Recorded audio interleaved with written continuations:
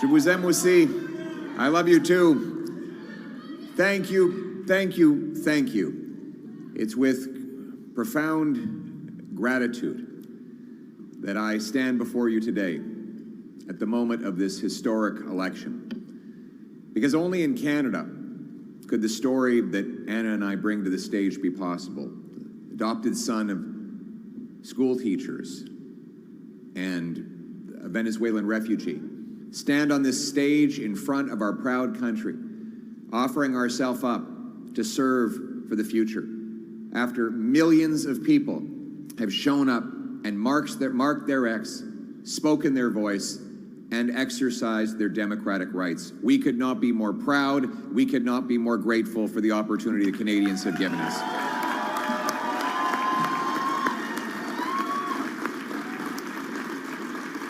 And speaking now of Anna, I want to take a moment to thank my incredible wife.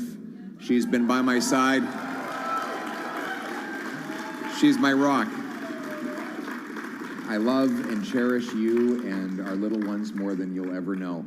And I could not have done any of this without you. Thank you so much. I love you.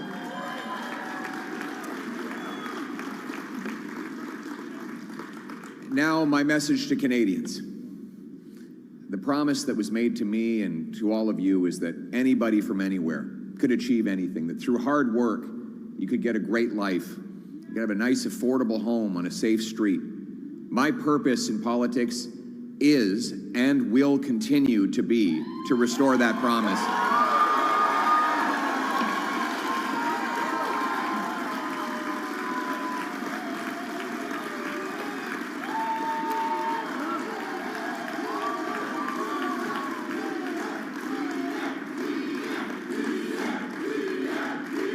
Thank you. To the candidates who ran under our banner as Conservatives, to the volunteers who knocked on the doors, made phone calls, put up lawn signs, rallied at our events, donated their hard-earned money to our cause, I thank you from the bottom of my heart. To the millions of people who voted for the Conservative Party and put their hopes and dreams in our vision, thank you. It will be an honor to continue to fight for you and to be a champion of your cause as we go forward.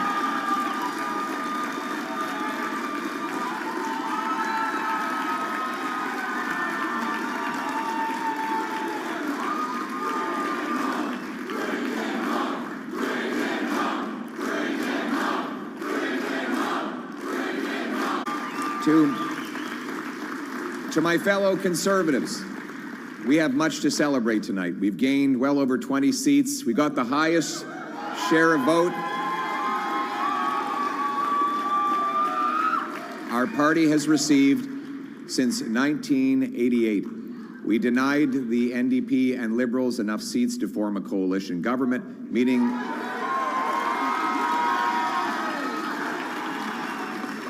and we did all of this in a very difficult environment. That said, we are cognizant of the fact that we didn't quite get over the finish line yet. We know that change is needed, but change is hard to come by. It takes time, it takes work, and that's why we have to learn the lessons of tonight so that we can have an even better result the next time the Canadians decide the future for the country.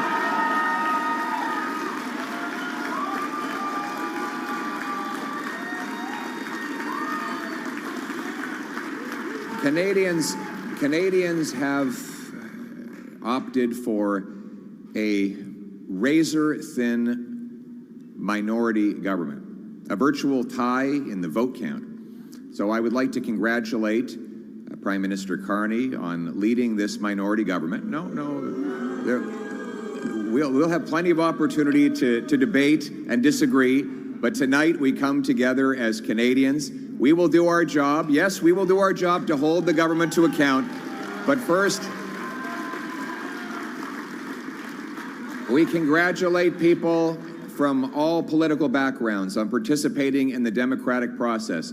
And as I said, while we will do our constitutional duty of holding government to account and proposing better alternatives, we will always put Canada first as we stare down tariffs and other irresponsible threats from President Trump, Conservatives will work with the Prime Minister and all parties with the common goal of defending Canada's interests and getting a new trade deal that puts these tariffs behind us while protecting our sovereignty and the Canadian people.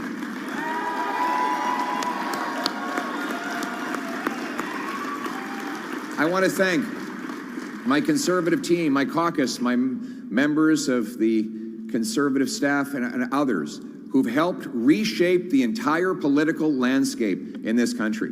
Conservatives have achieved major breakthroughs tonight. We brought in record support from blue-collar and unionized workers, youth, new Canadians. We gave voices to countless people across this country who've been left out and left behind for far too long. We won the big debates of our time on the carbon tax, on inflation, on housing, on the drug crisis, on crime. Conservatives have been leading the debate, and we will continue to put forward the best arguments to improve the lives of our people right across this country. But we will not stop there. Every single day, our Conservative caucus and I will be holding the government to account on behalf of the millions of Canadians who believed in the message of change. Everywhere I went, hard-working people took precious time out of their day to tell me about their struggles, their pain, their fears, but also their hopes and dreams.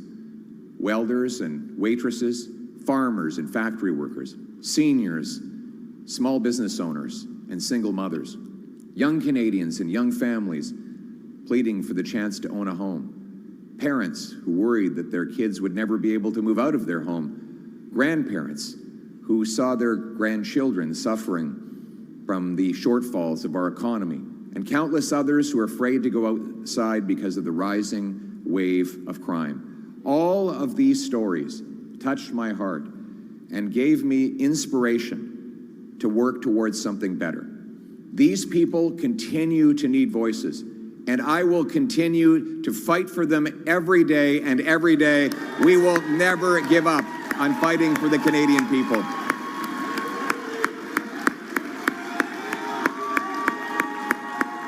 Thank you.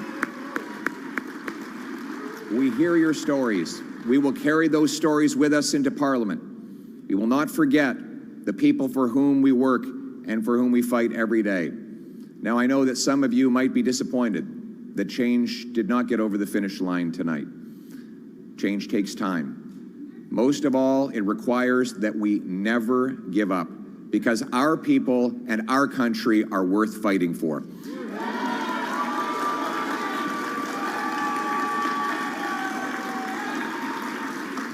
I will never give up on fighting for everyone who stood with us today and the millions of people who voted for other parties.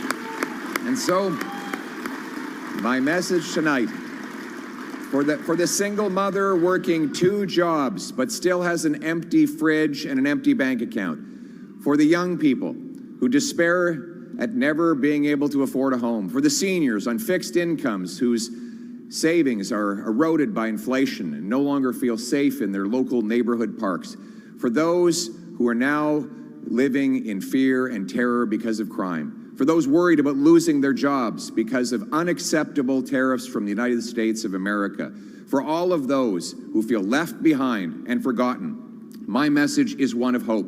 Change will take time, but we will fight for that change, and we will deliver that change, and we will never give up on fighting for the great Canadian promise that anyone from anywhere can achieve anything, that hard work gets you a great life in a beautiful house on a safe street protected by our brave troops under our proud flag.